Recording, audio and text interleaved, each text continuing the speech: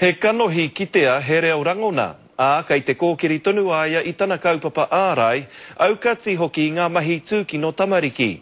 He mea whakahāwea a Cherie Sweeney o ngā rua wāhia I ngā marama tatanei, no te mea nāna tonu e te hi kōrero I whāki atu ki te ture. I kōrero ia kia he te gādna mo te kaupapa hou kei mua I tōna aroaro. Mā te whakatakoto taonga e whakaatu I ōna a wangawanga ki te marea. This campaign to be successful cannot be the efforts of one. It'll be the efforts of us all.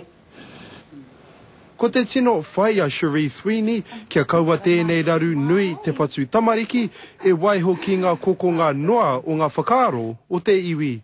Nō reira, kua whakaritea e ia tētahi rā motu hake ki te māhora atu I tēnei kaupapa ki te motu. Hei te tuatoru o te marama e tū mai nei, whakatakoto ai te tini ngero I ngā taonga ki ngā whare whakanui hoia huri noa I te motu.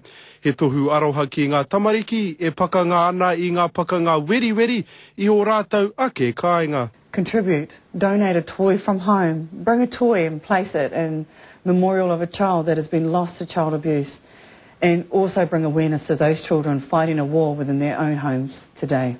E hara tērā I te kaupapa anake e kōkiri tia ana e ia, kei te kimi kamupene hoki ia ki te tā I ētahi hā te motu hake, kia whai pūtea ia ki te kōkiri I te kaupapa nei. The T-shirts themselves will be a constant reminder to people and anybody wearing them that, hey, NARC is a national advocate for the rights of kids. Aha kua kaore ia Sweeney te hene tiko tahi ki te whakatinana I tana kaupapa, kaore ia I te whakapā atu ki ngā tari kāwanatanga mo te pūtea. I didn't want to source government funding. I know that that is a viable option for most organisations, but I believe that the money instrumented from government for these organisations needs to stay with them.